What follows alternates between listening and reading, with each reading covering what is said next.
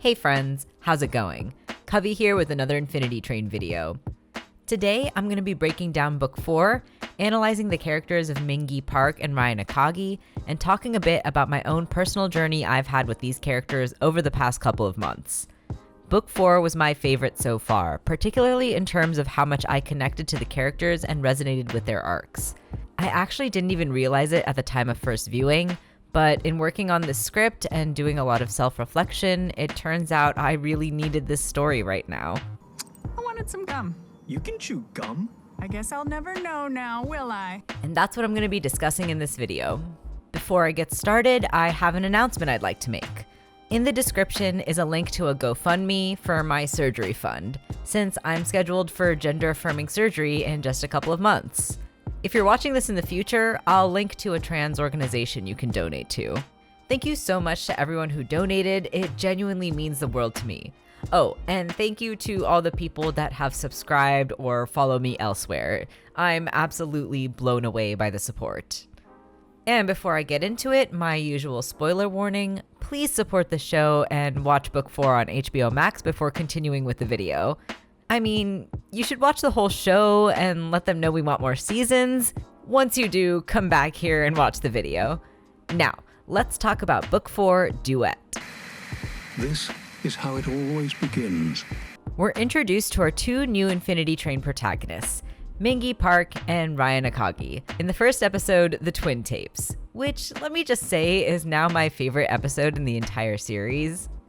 We learn a lot about the fundamentals of what make up Ryan and Min from just this episode alone, and the next couple of episodes build upon this characterization and continue to unpack their strengths and flaws.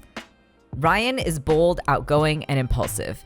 He doesn't care much for tradition or rules, and he's got charm and confidence. He's generally laid back and go with the flow, which pairs with his reckless optimism.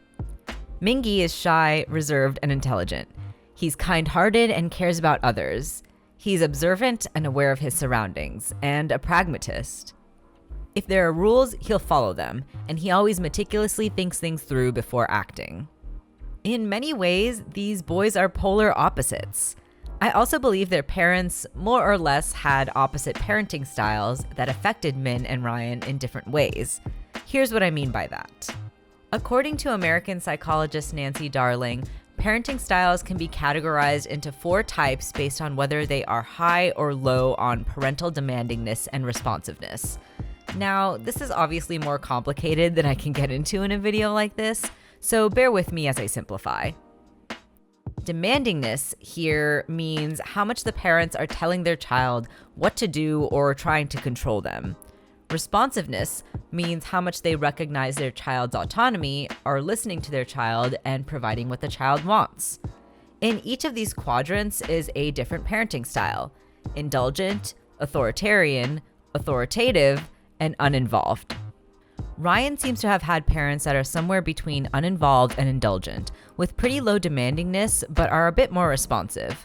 I don't think the Akagis were necessarily neglectful parents, but I think it's fair to say that Ryan felt the need to put in a lot of effort for their attention. We know Ryan had many siblings, which makes it likely that he got little direct attention. And we get many lines of dialogue from him that suggest he didn't get the attention he wanted from his parents. Yeah, because they actually care about you. Nobody cares about me unless I'm doing something. However, they show traits of indulgent parents who are non-traditional and lenient, do not require mature behavior, and allow considerable self-regulation. Ryan getting his van from his dad shows that his parents were okay with Ryan having his own life, despite the fact that he definitely remains immature. Ryan also displays some of the key characteristics of those from indulgent homes, as they're more likely to be involved in problem behavior, perform less well in school, but they have higher self-esteem, better social skills, and lower levels of depression. Mingi seems to have had parents that are somewhere between authoritative and authoritarian, with very high demandingness but low responsiveness. They teach their child to be assertive as well as socially responsible. However, they are obedience and status-oriented and expect their orders to be obeyed without explanation.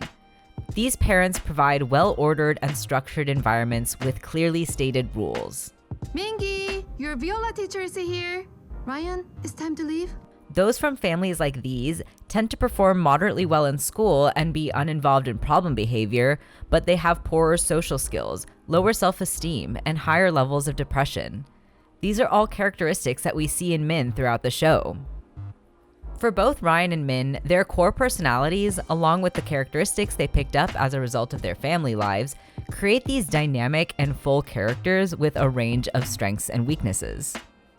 Ryan is creative, free-spirited, flirty, and fun. However, his impulsiveness and overconfidence contribute to his fatal flaw. He rushes in headfirst without a plan. He often relies on charisma to navigate situations, if not, then just brute force. He claims he's able to get into clubs every day, but it's clear this strategy doesn't work in every situation. Min is hardworking, polite, logical, and thoughtful. However, his pessimism, fear of the unknown, and hesitancy to act, along with him wanting to live up to the expectations of his parents, causes him to ignore his true feelings and end up stuck. He can also lash out and be arrogant, deflect blame, or put down those around him. Of course, once these two cross paths again, Ryan's impulsiveness and lack of consideration, in combination with Min's misplaced responsibility and sense of importance, lead them down to the crossroad in their life that qualifies them for 2 tickets on the wormhole judgment line. Once they're on the Infinity Train, they're both assigned the number 202. Back in my trailer breakdown video, I talked about some of the theories that were around about what this number could mean. Now that I've had some time to think about it, here's what I think about this Buy one, get one free passenger. situation. Their relationship is definitely a key component, but there's more to it that makes their numbers match. Ryan and Min have to learn the same lessons. Let go of their ego, detach from expectations, and live in the present. What does that mean exactly? First, this is what I mean by ego. According to American psychologist Dr. Alok Kanoja, so in Sanskrit, the ego is something called the ahamkar. So ahamkar is really more closely translated as the I feeling. So I can describe myself as a man, I can describe myself as Indian, I can describe myself as a physician, I can describe myself as husband, as a parent. That's not really who no, it's not the true self. It's actually the false self. But the problem is that we tend to think that this is who we are. I think about ahamkar as anything that you can put on a resume, right? I can read a resume that tells me that tells me about you, but the resume doesn't actually tell me who you are. The ego, the ahamkar, arises as a protective mechanism. It's like the bouncer for your mind. And anytime you feel negative emotion, the ego is going to step in and it's going to try to protect you.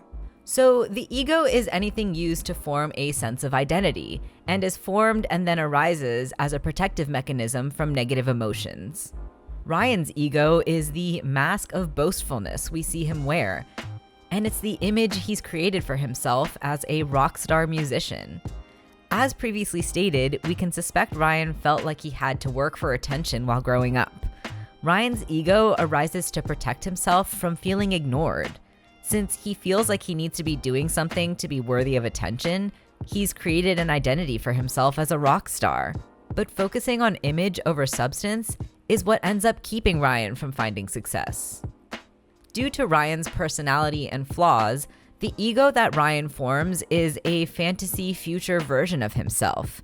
He may think he's a rock star, but his solo career remains unsuccessful because he can't let go of the idea of what he's supposed to be. This is the same mistake we see him repeatedly make. You always skip ahead, so you don't appreciate the progression he puts into the album as a whole. Ryan must learn to take stock of what he currently has and his current capability before deciding how to move forward. You can't bake a strawberry chiffon cake if you don't have the chiffon that you already chilled overnight. You can't be a rock star playing New York City until you've properly built yourself up first.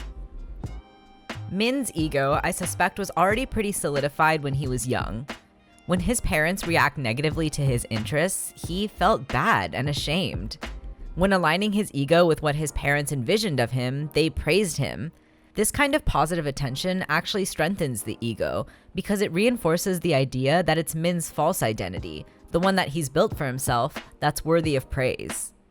Min's ego is built on being smarter than others, so when that's challenged, his ego bursts out to protect him from being wrong. attempting to avoid feeling stupid. In fact, Min's ego is so prominent, he'll use any kind of twisted logic to protect it. His smug attitude is the ugliest side of his ego.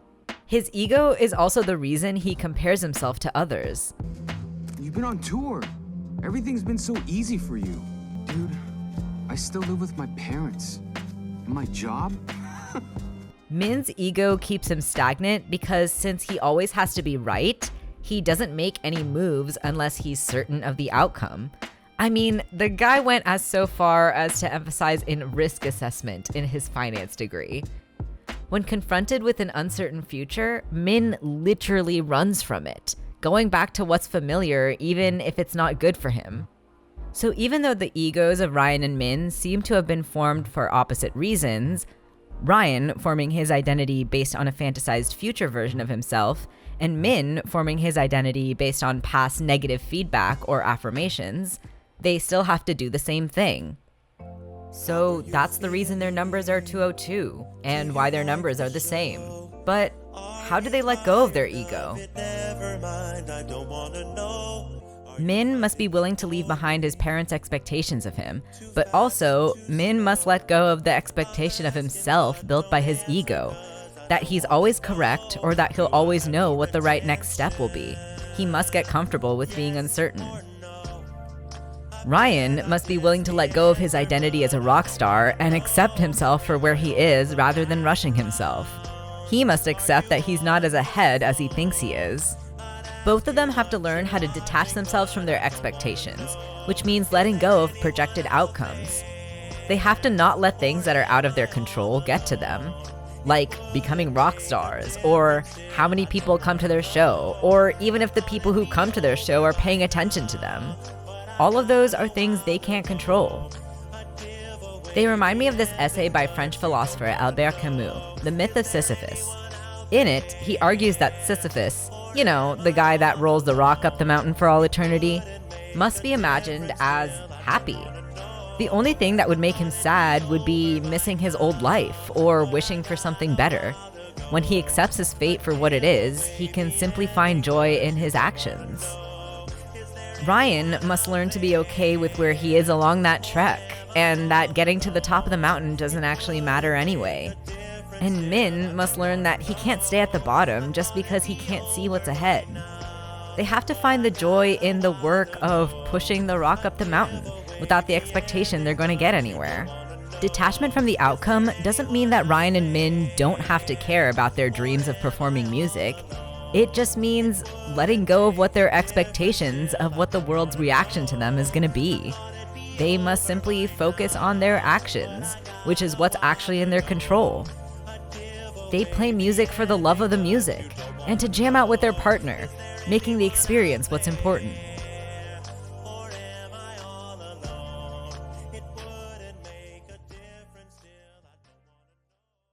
Min and Ryan fill in the missing pieces for each other.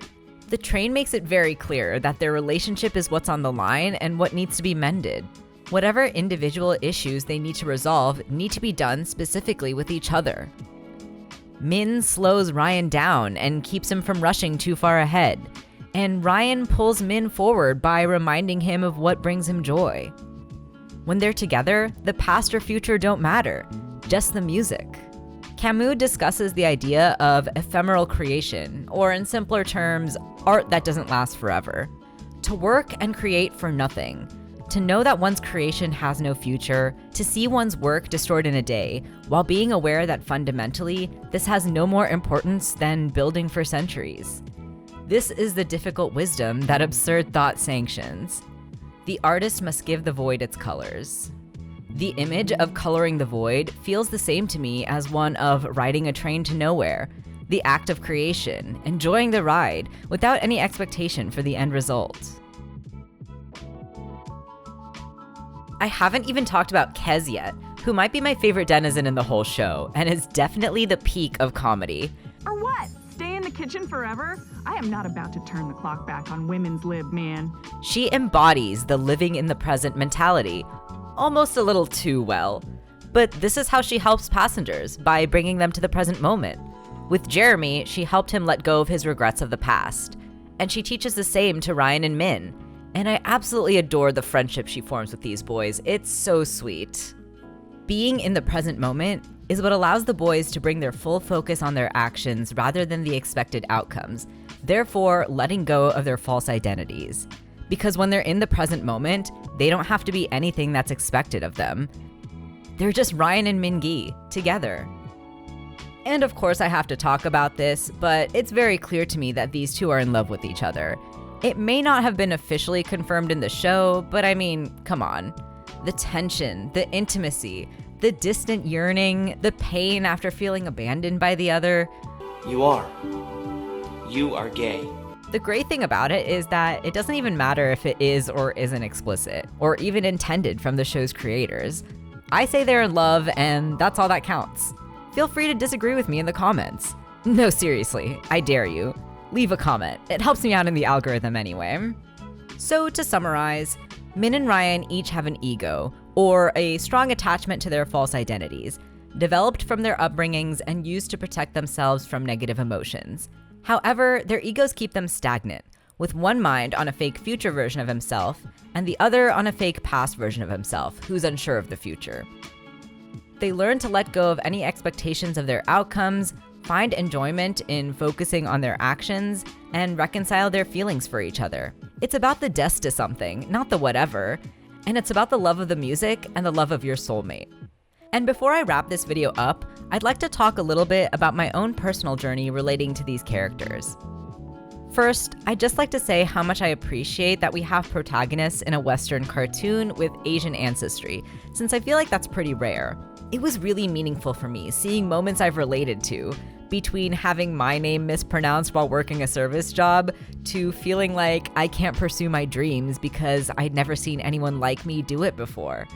I found myself relating to Min more, having grown up in an environment where academic achievement was seen as everything, but I also saw myself in Ryan's creativity and optimism. What I didn't expect was in rewatching the season and digging into their characters for this analysis, I found myself relating to them in a whole new way. Like a lot of people, I've had a really difficult time this past year, dealing with social isolation, going through a rough breakup, growing tired of work, and realizing what I got my college degree in isn't what I want to pursue. I've been going through what you can summarize as a bit of an identity crisis. For a while, I tried to tie my identity to making content, but then it just got frustrating when I couldn't work on a video, or I kept comparing myself to others and feeling bad about myself and what I was making. I spent some time thinking, if I don't want to be what I am now, then what do I want to be? But in working on this analysis, I realized that a lot of that was just a function of my own ego, things that I tied my identity to in order to protect myself. And when I realized that I didn't want to be tied to my old labels, I panicked, thinking I'd never find something else. But what I realized in making this video is that I don't necessarily need to call myself a YouTuber or a streamer, or I don't need to work really hard to develop a bunch of skills to call myself an artist or a musician or whatever. Those labels aren't necessarily useful to me, just my ego. So I'm working on letting that go, at least a little bit at a time. What helps me is focusing on the journey. In working on this video, I was reminded how fun and satisfying it is to take a story that you love, break it down into its core parts, and put it back together and watch the pieces click. So I'm doing my best to let go of the expectations and enjoy the journey for what it is. That being said, I'd still absolutely love it if you gave a like to the video and subscribed. While I won't attach myself to the expectation of your support, I will still very much appreciate it. And thank you to the folks who tune into my live streams over on Twitch. Throughout July, I'm hosting discussion streams on the new episodes of The Owl House, so if you're watching that show, you should come hang out with us. Following me on Twitter or joining my Discord server is the best way to stay up to date on what I'm working on and when live streams are happening. Plus, we've got a really cool group of folks over there, so you should come say hi. I really appreciate the support, and any monetary support right now is also helping me out with my surgery fund. Again, link in the description to my GoFundMe. And a huge special shout out to my bestie Tom for helping me with this script. He did an awesome Book 4 breakdown video, which you should go check out over on his channel, Curmudgeon Media. One thing that he talks about too is the possible renewal of the show, which is what I'd like to wrap up this video with. I still have hope that the show will be renewed one day, but I think based on the lessons I've learned in book 4, I'm not going to get too attached to the expectation that the show is going to come back. I'd just spend an indefinite amount of time waiting, and that's not how I want to live. However, I'm definitely not done talking about this show. I've got so many things I want to delve deeper into, even in just these 40 episodes. And if the show ever does come back in the future, I'm going to be so excited. But until then, let's enjoy the ride for what it is. Until next time, thanks so much for watching. I love you and appreciate you. Stay safe and take care.